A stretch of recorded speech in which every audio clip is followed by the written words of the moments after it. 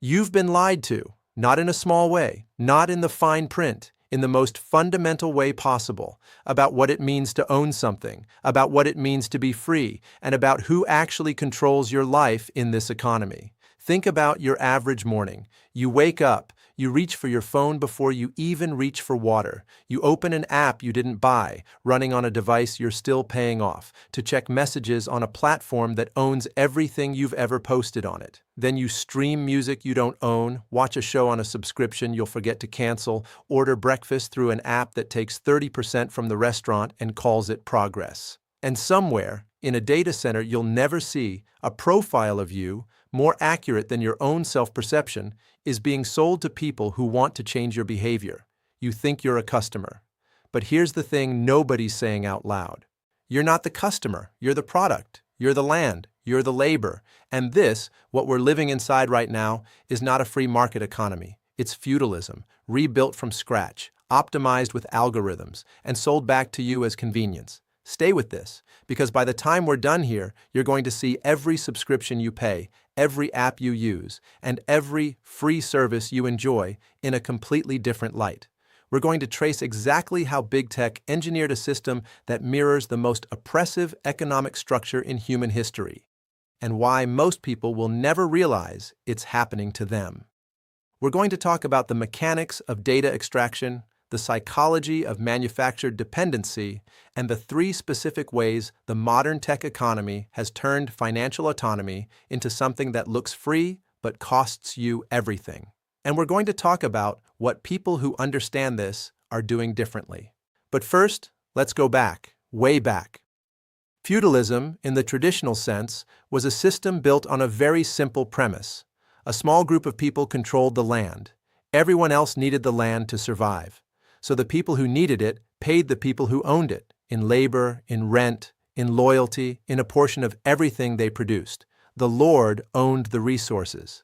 The peasant provided the work. The surplus flowed upward, always upward. Here's what made feudalism brilliant as a control system and terrifying as an economic reality. The peasant wasn't a slave, technically. They could move. They could theoretically own things. But the moment they needed to eat or shelter themselves or exist in the economy of their time, they had to return to the Lord's land. The dependency was structural, not personal. The system itself made escape nearly impossible. Now, fast forward to 2024, change the word land to data infrastructure. Change Lord to platform. Change peasant to user. The structure is identical. You cannot participate in the modern economy without big tech's infrastructure. You cannot run a small business without their payment systems, their ad networks, their logistics platforms. You cannot communicate professionally or personally without their messaging systems. You cannot get hired without their professional networks. You cannot find customers without their search algorithms. This isn't a metaphor. This is the actual architecture of how value flows in 2024. And just like feudal serfs, most people accept this because the alternative feels unthinkable. The first thing to understand is how this system was built and how deliberately it was engineered to mirror the dependency dynamics of a feudal economy. In the early days of the internet, there was genuine idealism, open protocols, shared infrastructure, the idea that the web would be a democratizing force, a place where information would be free, access would be universal, and no single entity would control the flow of value. That vision wasn't entirely naive. For a brief moment, it was directionally true. Then something happened. The venture capital model collided with the consumer internet. Suddenly, companies weren't trying to build sustainable businesses from day one. They were trying to acquire users at any cost, grow as fast as possible, and figure out monetization later. This created a very specific incentive structure. To grow fast, you had to be free. To be free, you had to make money some other way. And the most scalable way to make money from a free product turned out to be something that had never been possible before at this scale. Data. Your behavior, your preferences, your fears, your desires, your daily schedule, your social graph, your purchasing patterns, your political leanings, your health anxieties. All of it, mapped, stored, modeled, and sold, not necessarily to third parties in the crude sense most people imagine, but used to build systems of attention capture and behavioral prediction so precise that they could sell your future behavior to advertisers before you even knew what you wanted. This is not conspiracy. This is documented business model. Meta's entire revenue structure, over $117 billion in 2023, is built on behavioral data. Google's ad revenue that same year crossed $230 billion. These aren't companies that happen to collect data. Data collection is the product. You are the raw material. And here's where it maps onto feudalism with uncomfortable precision. In a feudal economy, the serf's labor produced grain. The grain was harvested by the lord. The serf got to keep enough to survive, just enough to show up and work again tomorrow. In the attention economy, your engagement produces behavioral data. The data is harvested by the platform. You get to keep the free service, just enough to show up and engage again tomorrow. The surplus flows upward, always upward. But data extraction is just the foundation. The architecture goes deeper. Think about what happened to software between 2005 and 2015. In 2005, you bought software. You paid once, you owned it. Microsoft Office was a product you purchased. Adobe Photoshop was a product you purchased. You could install it, use it indefinitely, and the transaction was complete. Now look at what you pay for software in 2025. Microsoft 365, $9.99 a month. Adobe Creative Cloud, $54.99 a month. Spotify, $10.99 a month. Netflix, $15.49 a month. Apple iCloud, $9.99 a month. Amazon Prime, $139 a year. And the list continues. Gym apps, meditation apps, finance apps, cloud storage, password managers, news subscriptions, productivity tools. The average American household now pays for 12 to 15 subscription services simultaneously. The average monthly spend? Research from C+R Research puts it at over $219 per month. Most people guess they spend about $86. The gap between perception and reality is not an accident.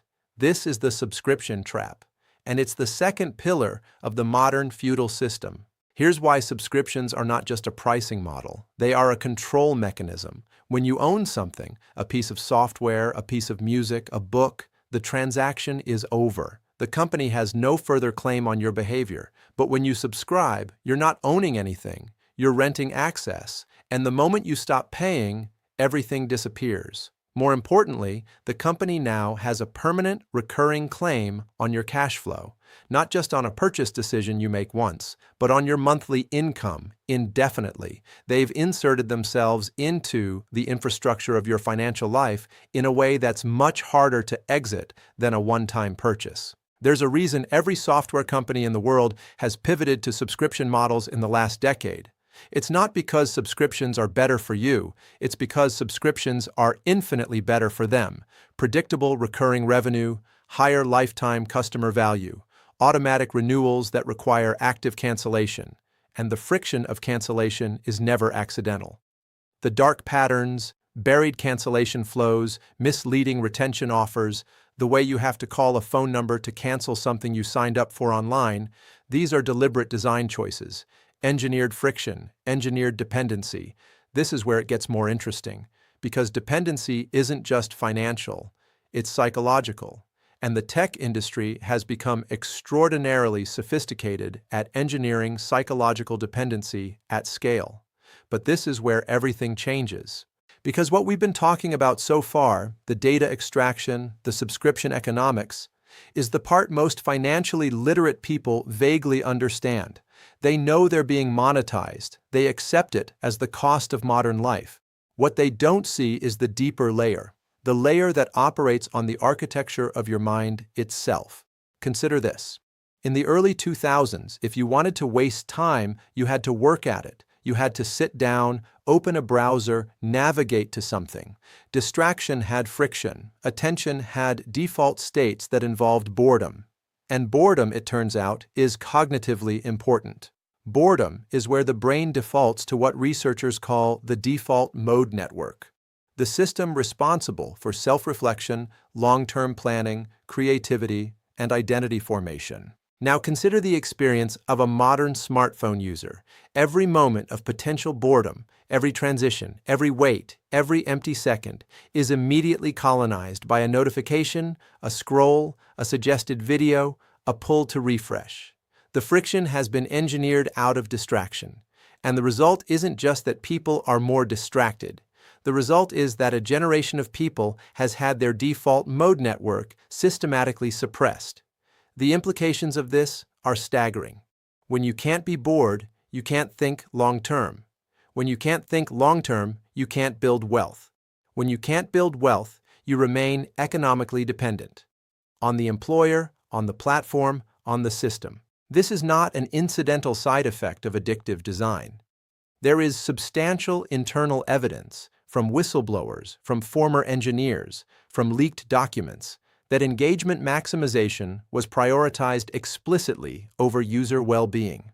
Sean Parker, Facebook's founding president, said it publicly. They were exploiting a vulnerability in human psychology, the feedback loop of variable rewards, the dopamine hit of likes, comments, validation, outrage, all of it tuned to maximize the one metric that mattered: time on platform. More time on platform means more data. More data means better targeting. Better targeting means higher ad revenue.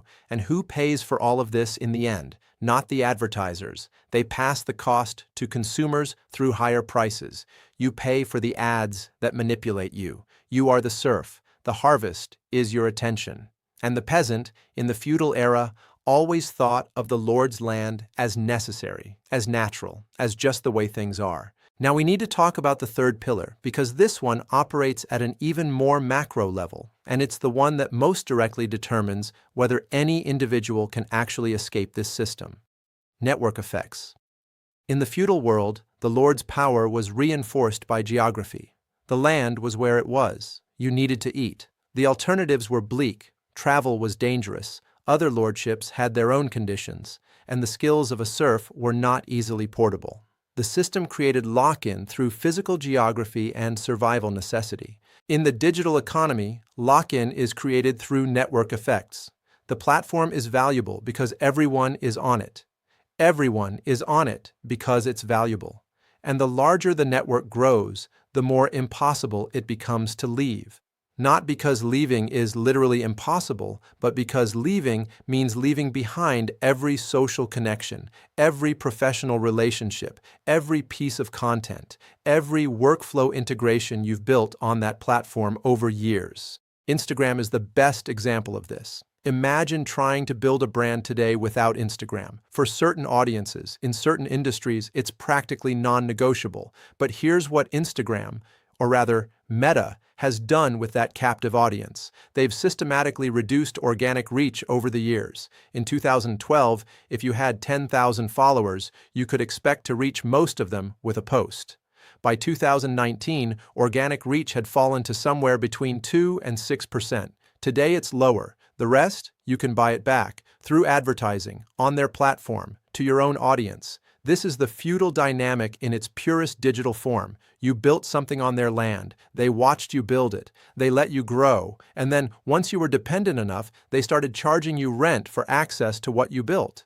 And the creators who built on YouTube, who built on TikTok, who built on Twitter, on Facebook, on Etsy, on Amazon's marketplace, every single one of them knows this story. You build, they monetize the infrastructure, and at any point, an algorithm change, a policy update, a terms of service revision can erase years of work overnight. The serf had no land rights. The digital creator has no platform rights. There is a reason Amazon Web Services generates more profit than Amazon's entire retail operation.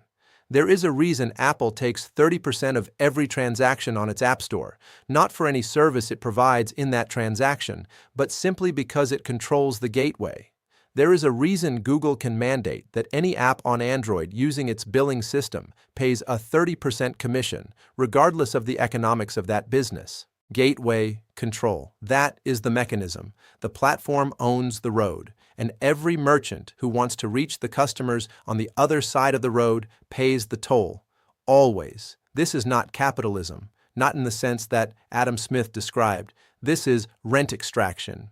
This is the economic behavior of feudal lords, executed through digital infrastructure and legitimized by the mythology of innovation and free markets. Now here's the question that actually matters, because at this point, you might be feeling something between unsettled and angry. Good. That's the appropriate response to understanding a system accurately. But understanding a system and knowing what to do with that understanding are two different things. So let's talk about what the people who've genuinely grasped this dynamic are actually doing. The first shift is in how they think about ownership versus access. The peasant rents, the lord owns. This is not just a metaphor for your Spotify subscription, it's a frame for thinking about every asset decision you make. The financially intelligent response to living in an access economy is to become an owner wherever economically possible. That means owning your distribution rather than renting it from a platform, building an email list instead of building a social following, creating content on channels you control alongside the ones you don't, owning index funds and real assets instead of exclusively spending on access to other people's assets. The second shift is in how they think about data as an asset. Most people have never considered that their data has value, but it does. The business model of every major platform is built on that value. The financially sophisticated response isn't paranoia, it's negotiation. Using privacy tools not because you have something to hide, but because privacy preserves your economic autonomy. Because the more accurately a platform can predict and influence your behavior, the more effectively they can extract value from you. Opacity is not just privacy, it's a form of economic self-defense. The third shift, and this is the deepest one, is in how they think about attention as a capital asset. Time is the only non-renewable resource. Attention is how time is deployed. The same logic that applies to financial capital, diversification, return on investment, compounding, applies to attentional capital. The people building real wealth in this economy are not spending their highest quality cognitive hours on platforms designed to extract maximum engagement. They're spending those hours on work that compounds, on skills that appreciate, on relationships that generate long-term value. They treat their attention the way a smart investor treats their capital, protecting it, deploying it deliberately, and refusing to give it away for free to systems that profit from the transaction. Here's the uncomfortable truth about the feudal analogy. The medieval peasant couldn't opt out. Not really. The land was necessary. The social structure was enforced. The alternatives were existentially dangerous. The modern version is different in one critical way. You can opt out, not fully, not from the entire system, but from the most extractive elements of it. You can choose which platforms to build on and which to avoid. You can choose to own your data where ownership is possible. You can choose to make active, deliberate decisions about where your attention goes, rather than letting those decisions be made for you by systems optimized for someone else's revenue. The medieval peasant had no such choice. You do. But here's the thing. Choice without awareness is not really choice. It's the illusion of choice inside a system designed to make you choose in a particular direction, which is exactly why the people running this system would rather you never heard any of this framed quite this way.